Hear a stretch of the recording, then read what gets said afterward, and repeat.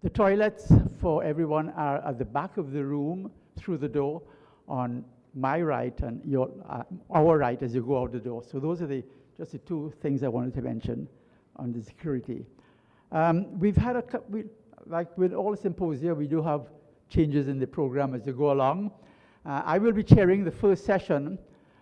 David will chair later on because he's tied up with several of the administrative and organizational matters. So I will be your chairman for the opening session this morning. Before we begin, I want to call on Charlie, who will offer us an opening prayer. Charlie? God of Abraham, God of Isaac, God of Jacob, creator of heaven and earth, Father of all nations, all people, we pray this day that you would govern this room, hearts and minds, bring about unity, clarity, peace and love. We ask this day. Amen. Thank you very much, Charlie. Charlie comes from WinCorp, based in Miami. They are a fully owned subsidiary of the Jamaica Broilers Group, who are one of the major members of the Caribbean Poultry Association. I want to introduce to you now my colleague, Mr. Peter De Freitas. Peter is the executive chairman of Chickmont Foods in Barbados, and he is the present president of the CPA, and he'll be occupying that post for 2 years. Our presidential nominee occupies the post as president on a biennial basis. So I want to introduce to you Mr. Peter De Freitas. Peter. Good morning, ladies and gentlemen. Welcome to Guyana, first of all, and to our technical symposium, the 6th we've had in the past 20 years? 86 years, okay. First of all, I'd like to welcome the Minister of Agriculture from Guyana, Mr. Noel Holder, and the Associate Secretary General of CARICOM. I hope you have your title right, sir.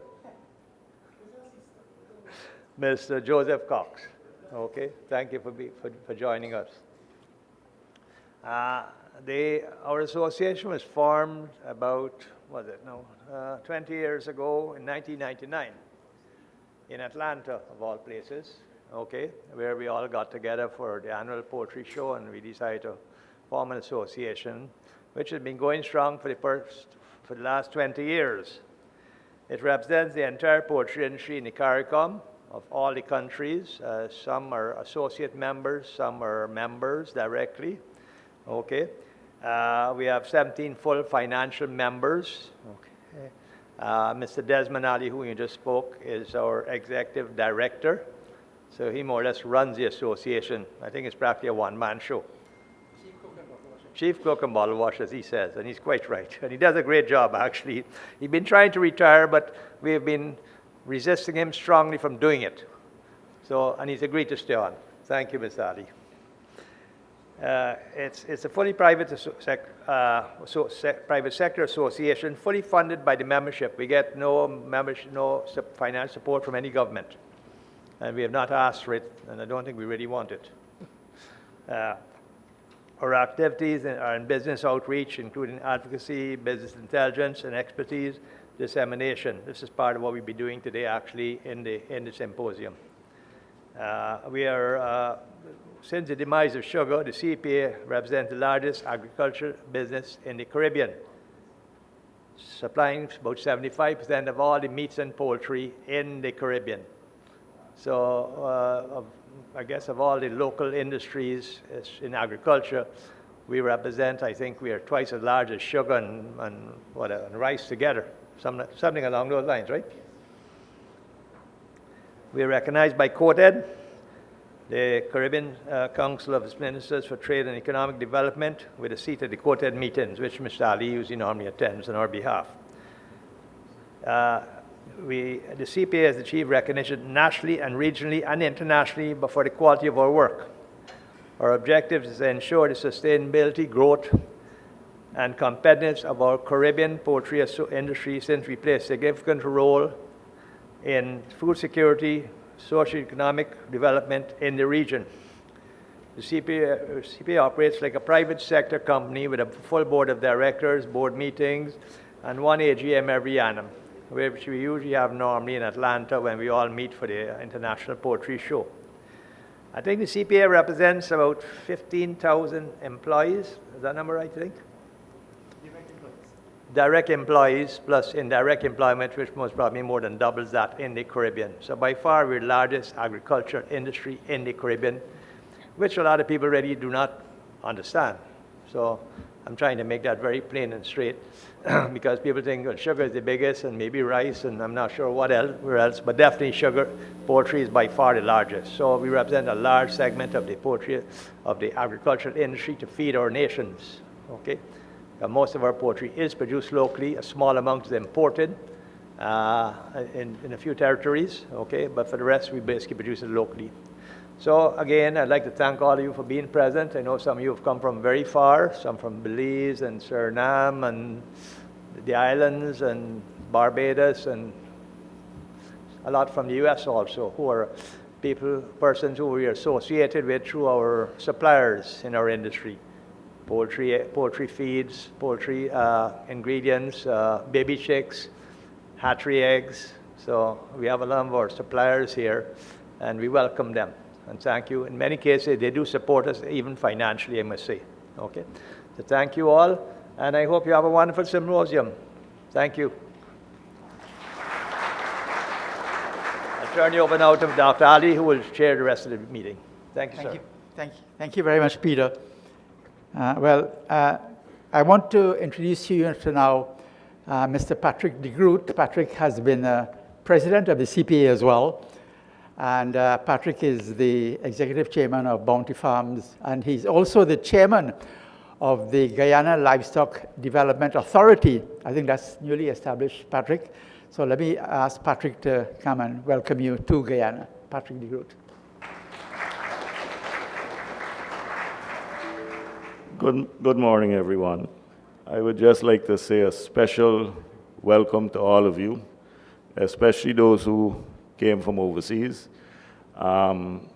This is probably going to be the biggest symposium that CPA has held. You notice we already had to bring chairs into this room, and a lot of folks may arrive a little late, especially the farmers who have to do their work before they come here. So we have a packed schedule for you today and tomorrow. And then tomorrow evening, we're inviting everyone up to what David calls the spot at Bounty Farm, where we will have snacks and drinks as a family.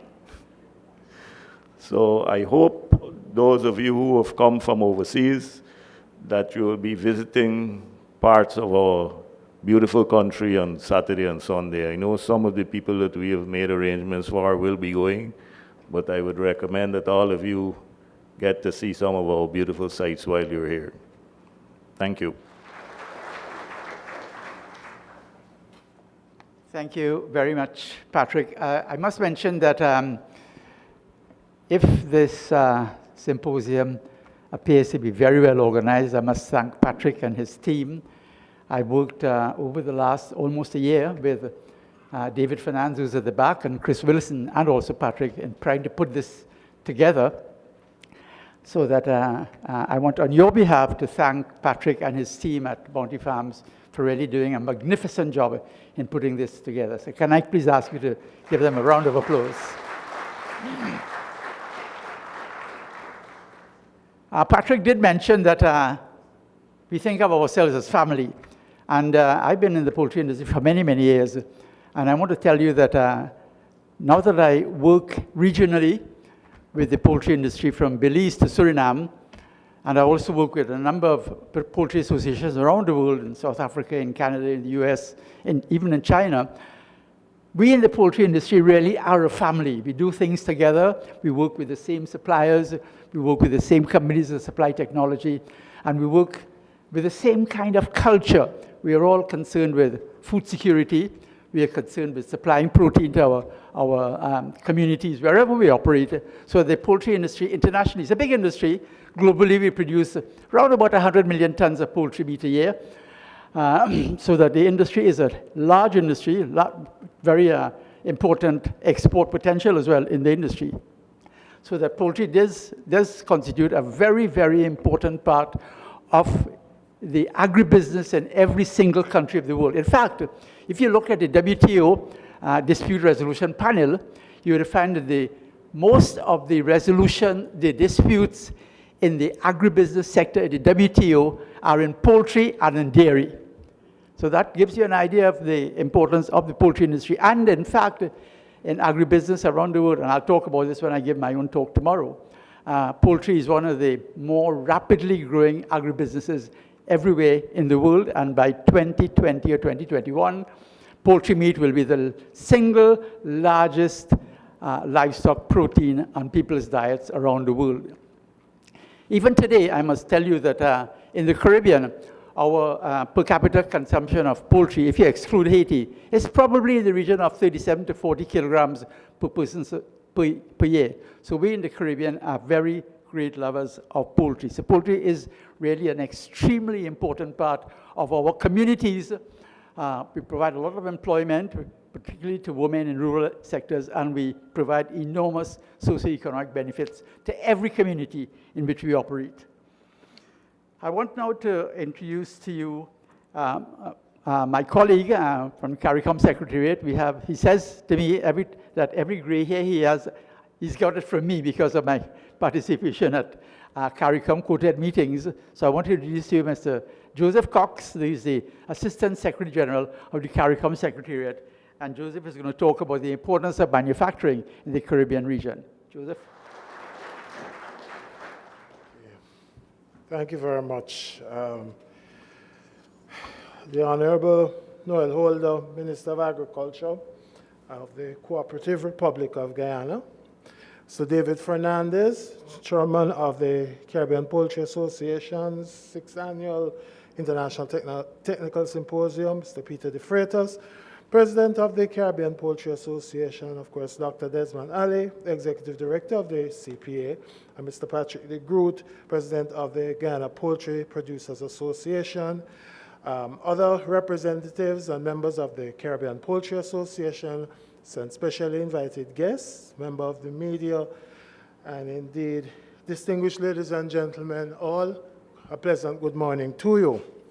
Now, it's my distinct pleasure to be addressing you today on the occasion of the Caribbean Poultry Association's 6th Annual International Technical Symposium here in Georgetown, Guyana, a city and a nation that is brimming with both promise and expectation as the soon-to-be regional mecca for oil and gas production. The timeliness of this exchange cannot be overstated as it occurs at a point in time where a unique confluence of events has created a dynamic for change and economic transformation which can only inure to the benefit of the business community. This is incredibly germane as private sector investment is considered to be the main driver of sustainable economic growth. In this regard, I wish to express my thanks, my profound thanks actually, to the Caribbean Poultry Association for this invitation and to commend the organization for its continued active involvement in the regional decision-making process, providing valuable insight and input in the development of the internal market arrangements for the regional poultry sector, a sector that is both near and dear to my heart. One of the fundamental questions, however, which continue to occupy the minds of policymakers across the region is how to increase the level of private investment while simultaneously improving total factor productivity growth, thereby fostering sustainable growth over the medium term. This requires even more focused attention on improving the business climate and for the state to adapt to its role of facilitator in this new paradigm. This necessitates that transactions costs are minimized and that the requisite transparency guarantees which are associated with optimized public policy are provided. Therefore, across the region, we need to be ever mindful of the burgeoning bureaucracy and a costly regulatory environment which effectively creates barriers to formal investments and are a disincentive to increase productivity and growth. The IMF has opined that economic growth could be supported by structural changes such as investing in greater human capital accumulation by focusing on providing quality higher education and pursuing pro-growth infrastructure projects that could become game changers, or focusing on competitiveness by reducing the cost of doing business. It is the CARICOM single market and economy which was born out of the vision of our past leaders to create that enabling environment for Caribbean growth and development, which represents the overarching construct within which the Caribbean poultry sector now operates, governed by a set of regional policies and rules on human and animal health and trade that find their basis in the revised Treaty of Chaguaramas, which is the cornerstone of the regional integration movement.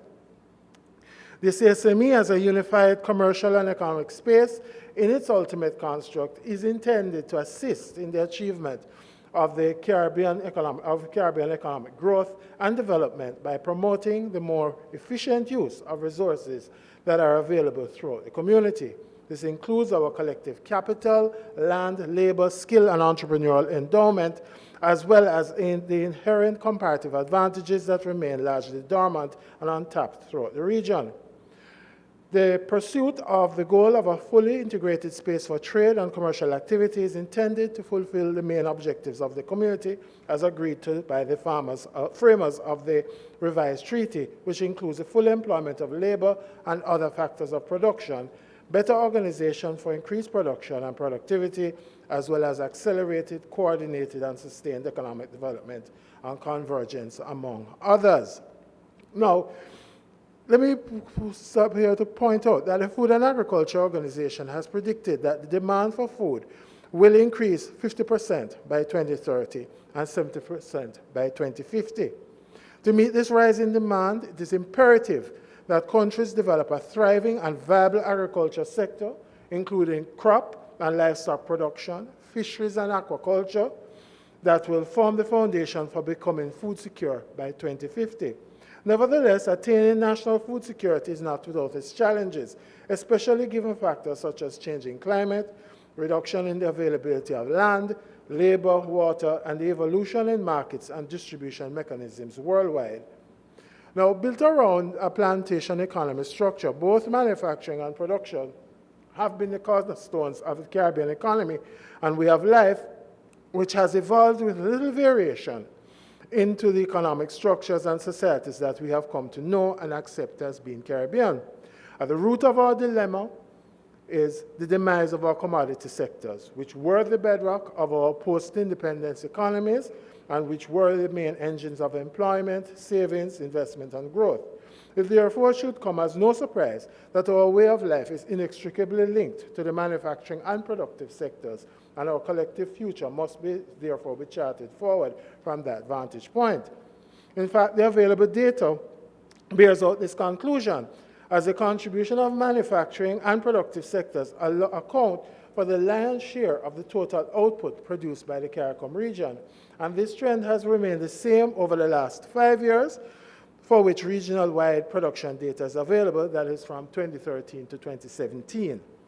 The manufacturing sector, while declining by approximately 2% over the 5-year period, contributed 9.8% of the regional's nominal gross domestic product, or GDP, placing it third behind wholesale, retail, and repair sector, which is 16.2%, and real estate, renting, and business activities, which is 10.6%, and was also an important contributor to total employment, particularly in the regional manufacturing center of Trinidad and Tobago, where it accounted for approximately 1 in every 12 jobs in 2017, as well as Jamaica, where it accounted for close to 1 in every 15 jobs, or 6.6% in that year. As a consequence, the sector has been a major contributor to economic growth in the region, even while total GDP growth has either remained very low or has been declining over the period, averaging negative 2.3%. The agriculture sector, on the other hand, ranked 10th overall, accounting for 3.6% of total productive output of the region during the during the period, sorry, and was a major contributor to direct employment in countries such as Guyana, where it accounted for almost 1 in every 5 jobs, or 18.9% in the economy in 2017, with Jamaica and St. Vincent and the Grenadines following closely with approximate shares of 17% and 15% of total employment in 2017. Both sectors are therefore key pillars of our regional economy, and equally, their continued health and buoyancy remain key factors in unlocking the dormant potential domiciled in the region. Consequently, both manufacturing and production are to be considered critical vehicles for achieving the great goal of greater food security throughout the community, as well as in support of economic and social cohesion through rural community development and the provision of employment for vulnerable groups such as women, youth, and the elderly. This is a fact that is particularly germane to the Caribbean poultry industry, which engenders both a manufacturing component as well as an agro-production component. In order for the manufacturing and production sectors to advance and to continue to make their contribution to the economic development of our region, there are several critical factors that need to be considered and addressed. 3 main challenges, which are similar for firms across the region, include, of course, inadequately educated workforce, access to finance, and crime and security. This can be expanded, however, to include the need to achieve greater productivity and production efficiency by improving how we organize the means of production throughout the region and by taking advantage of the opportunities for production integration and production sharing through joint ventures and greater functional cooperation in the areas of commerce and trade. In order to achieve this, we must refocus on retooling and reinvesting in the productive sectors. In addition to providing greater access to affordable capital and financing, including trade financing, which will incentivize the moneyed classes, so to speak, to undertake the risks that necessarily accompany economic progress. However, the region continues to perform suboptimally, with indicators for registering property, access to credit, and the cost of finance being perennial problems. Indeed, measures to tackle high interest rates in the Caribbean could include improving reformation of the respective banking acts to afford a greater degree of flexibility in terms of collateral requirements and basic understanding of the intricacies of the agricultural and manufacturing sectors, which could potentially reduce the information asymmetry and risk. This, of course, must be coupled with mechanisms and strategies geared toward the reduction of administrative costs. Collateral requirements, ladies and gentlemen, as high as 185% of the total loan value or line of credit to obtain funding remains a major constraint to businesses within the region. In fact, the rejection rates for loan applications across the region remain strikingly high, with, on average, according to the Inter-American Development Bank, only 18% of firms applying for credit being successful. This creates a dynamic for the introduction of modern collateral reform, formerly dubbed secure transactions, which allows for a more expansive yet informed approach to be taken with respect to tangible or intangible assets.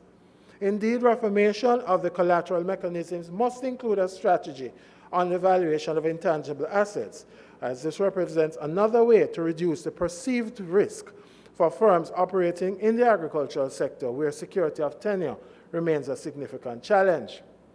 But even for those entities that are well established and do possess tangible assets, the problem still remains, as financial institutions are loath to accept as collateral certain specified pieces of equipment which they deem to be too specific to the industry, and which in the event of default, they would be challenged in liquidating and recovering their costs and exposure.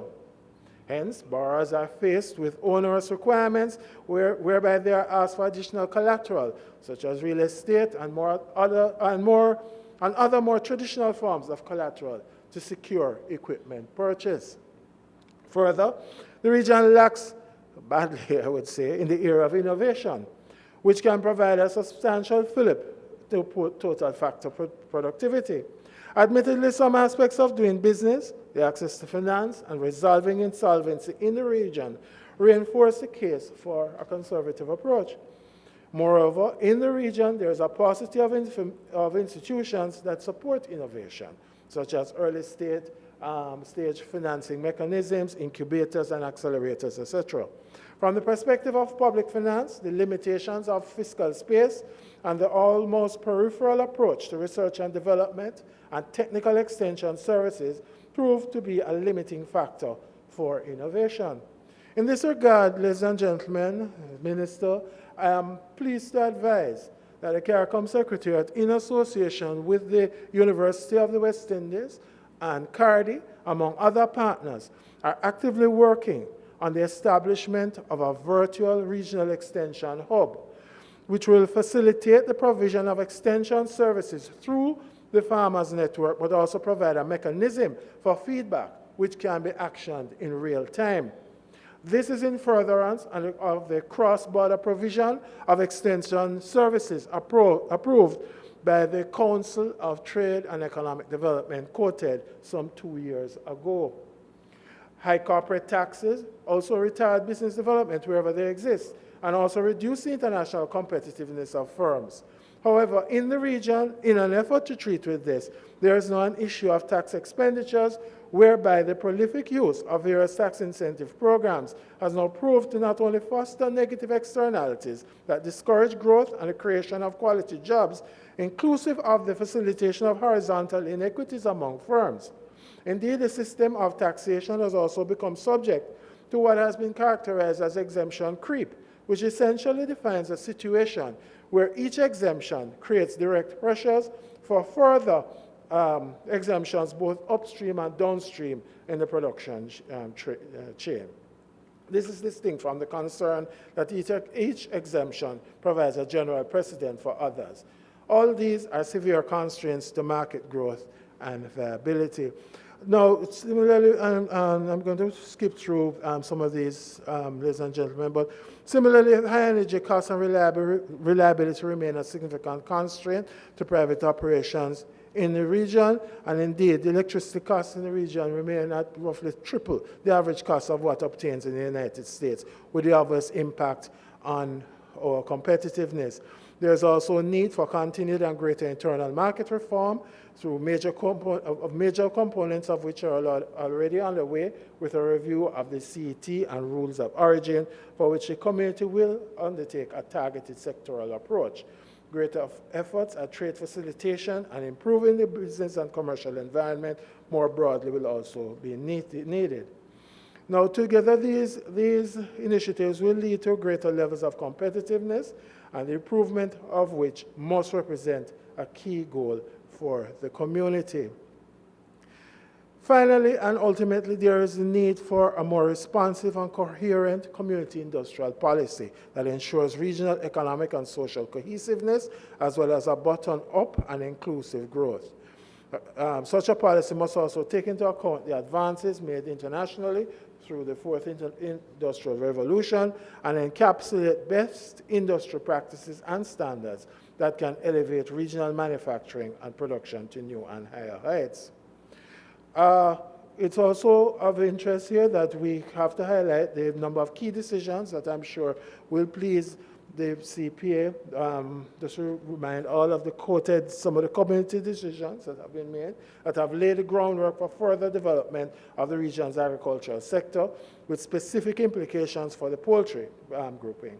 This includes the somewhat recent approval by the Council, by quoted, of the risk assessment for the inter-regional trade in poultry products, and the mandate of the Conference of Heads of Government on the free movement of agricultural workers, the definition for which, once finalized, is expected to include the breeding of animals, animal husbandry, and related activities that are of relevance to the poultry sector. The community is also advanced in the development of a regional policy for the trade in animals and animal products, which is expected to be discussed at the upcoming agricultural quoted next week, and thereafter the regular quoted, and is intended to create a transparent and predictable environment for the trade in animals and animal products, including poultry, throughout the region. Work is also ongoing in relation to the finalization of a model animal health bill, which will create the necessary regulatory framework for the promotion of the safe consumption of animal products within the community. Ladies and gentlemen, in essence, while our development paradigm assigns primacy to agency, people's ability to act on behalf of what matters to them, it is mindful of the fact that what matters to people may well be the product of our bounded imaginations or resigned preferences. That is, to the extent that people's preferences are shaped, at least partially, by their circumstances and experiences, limited exposure to alternatives may lead people to think of their current preferences as the only ones imaginable. Furthermore, preferences may adapt negatively in response to the perception that certain outcome sets are not achievable. Resigned preferences become important, especially in the development context, where material deprivations and or institutional rigidities may entail a downgrading of aspirations for a significant portion of the population. Therefore, as a collective, the CARICOM region is caught in the midst of a fundamental economic development paradox, where it continues to grapple with the issue of increasing private investment while simultaneously improving total productivity growth, which in turn would foster sustainable economic growth. To date, the solutions to the challenge have proven elusive as the region continues to produce anemic economic metrics, while continuing to be constrained by limited fiscal space occasioned by overwhelming debt. This scenario is further compounded by the fact that given the anemic growth rates and very thin tax bases, successive regimes, in a quest to maintain some semblance of the critical social infrastructure, have turned to borrowing and other mechanisms of funding while not addressing the fundamental challenges. This is, of course, compounded by the high transactions costs associated with fulfilling government obligations, etc. This is not indeed, though, ladies and gentlemen, as I wrap up, this is not the time for lamentations or recriminations, but a time for rededication to the task at hand as the quest for meaningful, sustainable growth continues. In this particular policy dynamic, a reassessment of the varying tax incentive frameworks that obtain across the region, I would suggest, must be conducted. Equally significant attention must be paid to removing or at least reducing the labor market rigidities that continue to constrain efficiencies. Further, institutional rigidities that have dogged the financial sector and precluded effective financial inclusion must be addressed. Similarly, the matter of energy and food security must continue to occupy pride of place, with the requisite innovations being inculcated periodically to respond to the changing market environment. Hence, therefore, ladies and gentlemen, in going forward, the region simply needs to focus its attention on charting a new development course by taking advantage of the many opportunities for production integration at the regional level, as well as through the greater participation and integration in the global value chains. This can be achieved via the avenue of functional cooperation, but in the areas of commerce and trade through the undertaking of shared commercial services and activities. I would suggest that that could include bi-regional campaigns as well as joint branding initiatives involving both national and regional branding strategies.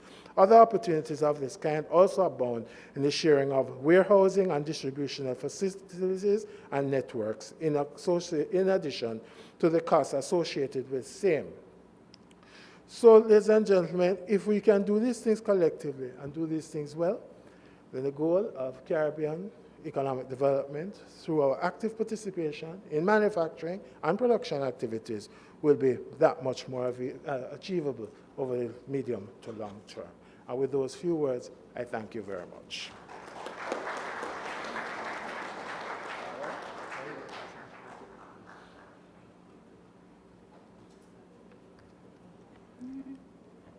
Let me, ASG, Assistant Secretary General of the CARICOM Secretariat.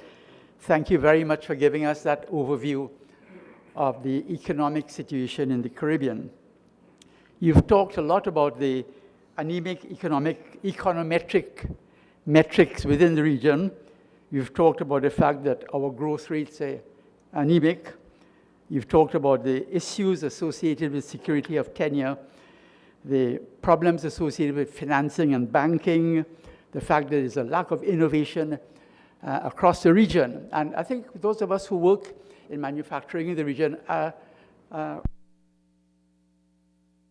chronic problems that we face. And yet, in the face of all of these chronic problems, we have a poultry industry that's doing extremely well. I think that's testimony to our producers and all of those farmers and manufacturers involved in the poultry industry. So let me give the poultry industry a round of applause for succeeding.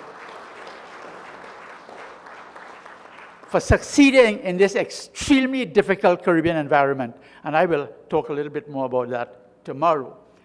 Let me now call on the Honorable Minister of Agriculture for the Republic of Guyana, Mr. Noel Holder, who will give us the official opening and address. Mr. Honorable Noel Holder.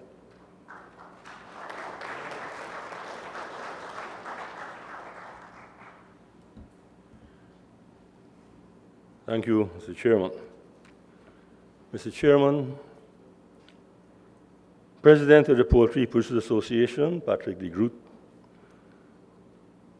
President of the Caribbean Poultry Association, Peter de Freitas, Deputy Secretary General of the CARICOM Secretariat, Mr. Joseph Cox, distinguished scientists, participants, ladies and gentlemen. It is my great pleasure and privilege to be invited to officially open the 6th Annual Interaction Technical Symposium. On behalf of the government and the people of Guyana, I welcome you all, and in particular, our CARICOM and international participants. The theme of the symposium, Improving the Competitiveness of the Caribbean Poultry Industry, with a focus on improving efficiency along the poultry production value chain, is most appropriate and timely to our own situation. The sustainable development of the poultry sector can play a key role in achieving the United Nations Sustainable Development Goals by improving the livelihoods of the poultry farmers and at the same time providing affordable protein and micronutrients while helping to mitigate climate change, as the poultry system can be environmentally friendly.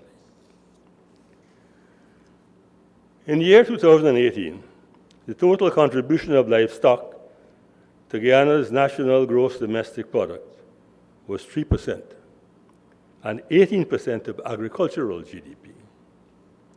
2018 also recorded the highest production of livestock at approximately 44,800 metric tons. That year, we saw a 37% increase in poultry production over 2017 due to strong consumer demand. And of course, poultry accounted for 94% of those 44,800 metric tons, or just over 42,000 metric tons. This trend is consistent with international trends.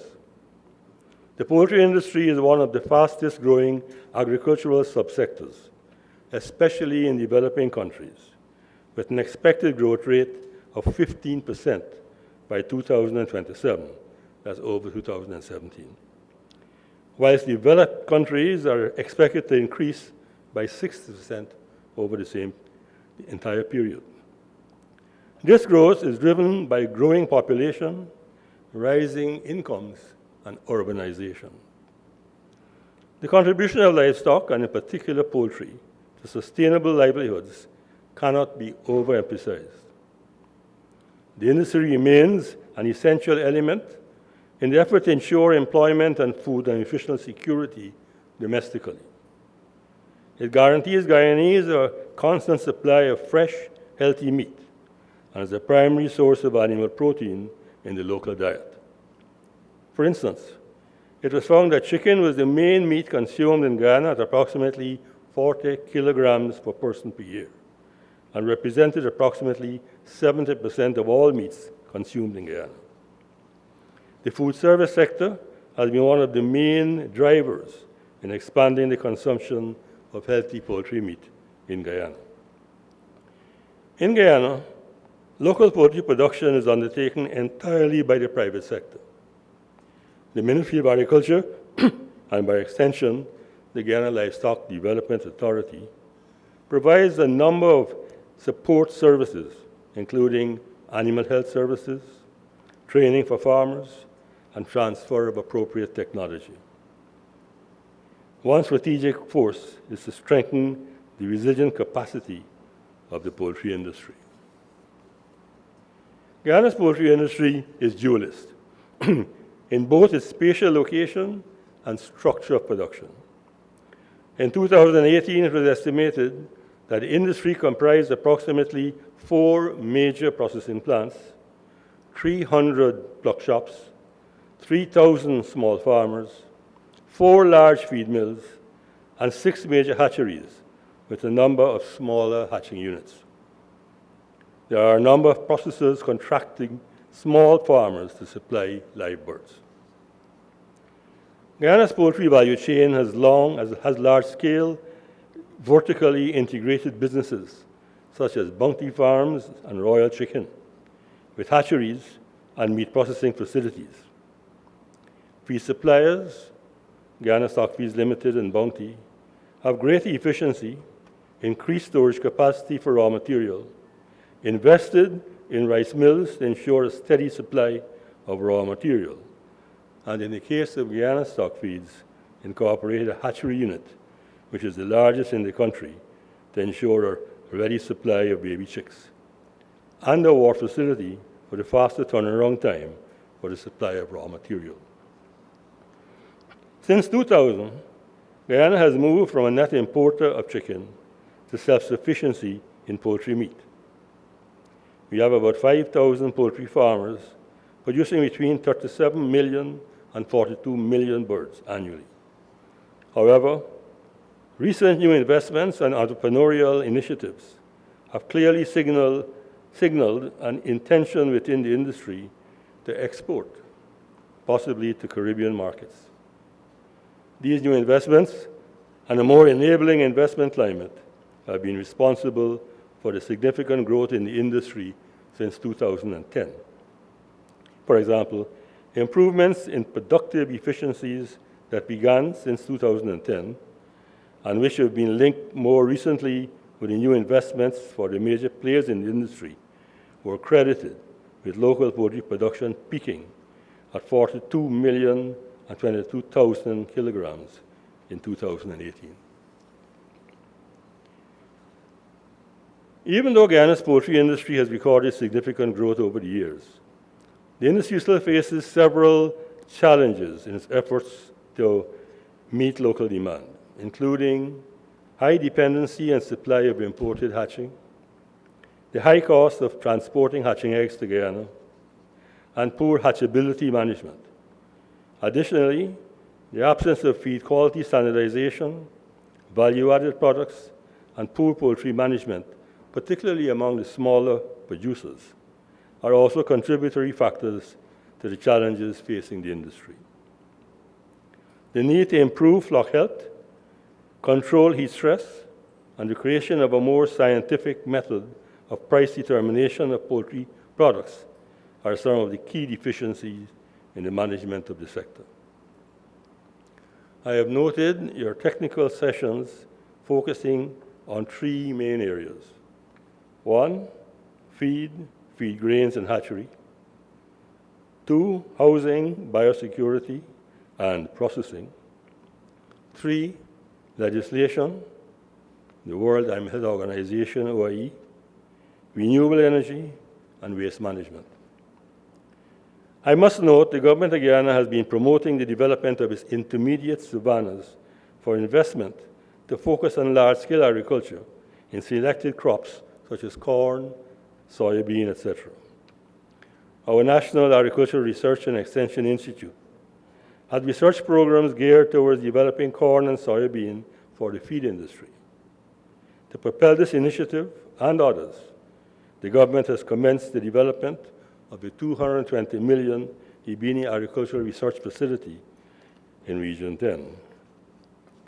I would like to urge member states to work together to support the expansion of markets in each country. For instance, Guyana is home to one of 5 poultry producers certified by the Caribbean Poultry Association to export poultry within the region. However, we are still faced with a ban on all poultry products, cooked and raw, from entering Trinidad and Tobago. In such instances, the Caribbean Poultry Association, in bilateral talks, could have been utilized to avoid creating an unnecessary negative public perception of the situation in Guyana. Ladies and gentlemen, support within the sector is crucial for it to become competitive for the promotion of exports. The Caribbean Poultry Association and the Guyana Poultry Producers Association are all very remarkable examples of industry support groups. I would like to congratulate the Caribbean Poultry Association for its efforts in organizing this technical symposium. I commend the Guyana Poultry Products Association and the Guyana Livestock Development Authority for their efforts in promoting the industry. This symposium can be seen as a further step, focusing on the importance of such systems to improve efficiency in livestock production. From the agenda, you have a comprehensive program that looks at key issues to increase efficiency in the value chain. It is always good when a well-thought-out plan comes together, and this event can be seen as such an occasion. I wish you well with the symposium and pledge my support to your future endeavors to enhance the competitiveness of our poultry industry. I thank you.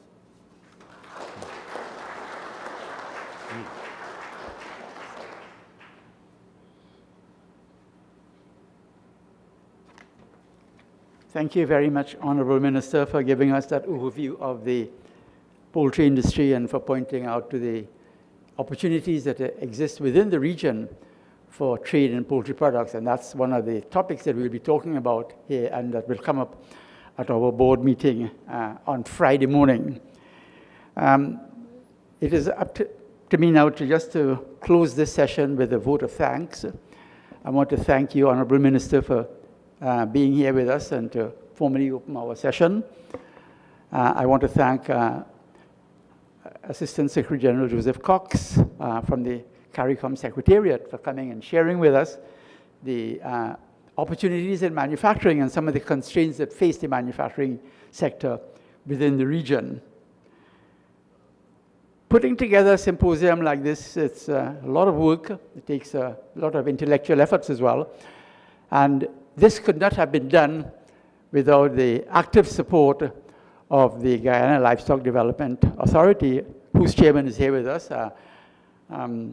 Patrick de Groot, Mr. David Fernandes and Chris Wilson from Bounty, who have worked assiduously over the last, 6 or 7 months, just getting everything here together. I want to thank them very much. And I ask you to give a round of applause to my colleagues from the Bounty Farms who have put this together in such a wonderful way. Thank you.